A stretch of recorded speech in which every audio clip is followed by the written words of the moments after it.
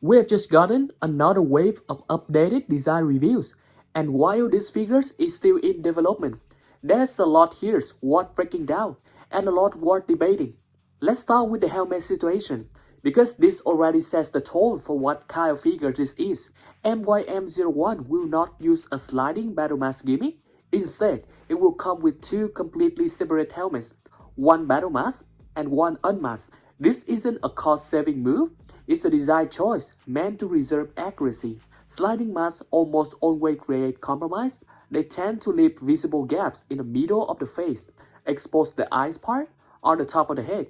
MysticMecha clearly wants to avoid that. So here's the first real question. Would you rather have a slick transformation gimmick or a cleaner, more accurate head sculpt every time? Because you usually don't get both.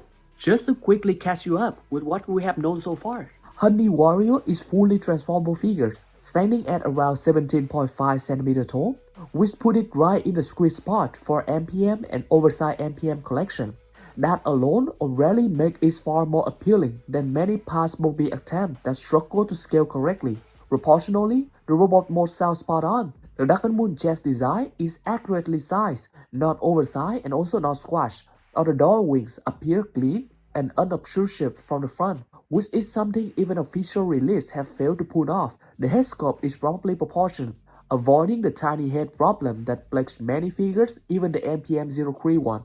The arms seem to be long and thick and well balanced against the torso, exactly how Bumblebee should look in Dark Moon. Where this figure really starts to separate itself though is the articulation. Honey Warrior is confirmed to feature butterfly joints, bicep and elbow swivel, pivoting hinge, bone jointed wrist, and even an ab crunch, though without an extended back section. The lower body is equally impressive, moving butt plates, adjustable types armor, functional piston, and double hinge drop-down hips for a deeper stance. The only real limitation mentioned so far is that the knees must out at about 90 degrees, which isn't ideal, but even with that drawback, this articulation layout already sounds far more advanced than the MPM-03 Bumblebee mode ever was. Now the trade-off. For all of this accuracy and articulation, MysticMecha has confirmed that the transformation will be very complex, similar in philosophy to what we have seen from Magnificent Mecha like MM02 Optimus. Honey Warrior will actually be released in two versions, a Dark Moon version and a 2007 or Revenge of the Fallen version.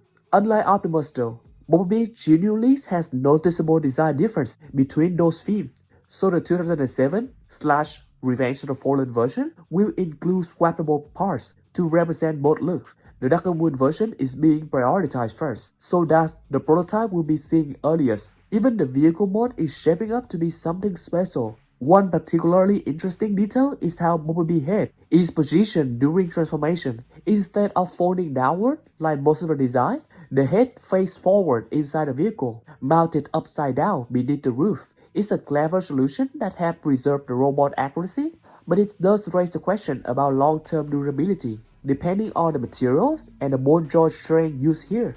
Now let's talk about the upper body. We also finally saw a proper front-facing teaser of the Dark Moon version. It looked dramatically better than the earlier reviews. The feet is particularly, which were previously unfinished, now look solid, grounded, and far more movie accurate. Personally, I still prefer the slightly more orangey yellow tone from the earlier teaser over this newer canary yellow shade. But these are still renders, so color decisions aren't final yet. And that raises another debate. Would you rather MysticMecha lock in the colors early, or keep adjusting until the physical prototype is perfect, even if it delays things? The head sculpt in this newer teasers does look a little odd in certain angles. That's something I won't ignore. However, if you mentally combine the earlier head review with this new body teaser, the overall look starts to make a lot more sense. MysticMecha has also confirmed that any missing stripe or surface details on the robot or vehicle mode will be added on the final physical release. These renders are about structure and proportion, not paint accuracy, just yet. So the question here is, how much trust do you personally put in renders, especially when companies promise fixes later? Because that's often where collectors play. Once you start looking at MYM-01 from 3/4 or 60-degree angle, everything clicks. The chest is properly sized, the body feels balanced, the legs are not a major highlight, They are very well shaped, properly proportioned, and finally include substantial heel structure, both inner and outer heels, something that almost every previous Bumblebee figure has either ignored or completely messed up. From both the front and the back, this figure looks stable, balanced, and mechanically believable, at least from the part that have been shown so far. The legs and feet are clean, intricate, and finally proportionate. This directly fixed my biggest issue with the MPM-03 Bumblebee, the oversized chest, and especially the inaccurate feet. From the side, MYM-01 is aggressively slender, exactly like how Bumblebee should look in the feet. There's no bloated torso, no awkward backpack ruining the figures, no unnecessary bone. So here's a real comparison moment. Is string accuracy more important to you than mechanical complexity? Or should an MPM figures always prioritize transformation tricks first? Now let's talk about what might actually be the strongest part of the entire figures, the back. The rear silhouette is clean, intentional, and balanced. The wings are clearly shown on slider mounts in the renders, but MysticMecha has already confirmed that this will be redesigned into double hinge connection for better stability and long-term durability. The connectors details aren't finalized yet, but the foundation is strong. And honestly, this is where MYM-01 really impressed me, because clean backs are rare in Bumblebee design. So let me ask you this. Would you accept a slightly more complex transformation if it's meant this level of rear cleanliness in robot mode? Because most Bumblebee also don't pull that off. The transformation itself is still the biggest unknown, and that's exciting. Based on how clean the robot mode is, the figures absolutely give off that black magic transformation energy, which usually associated with unique toys.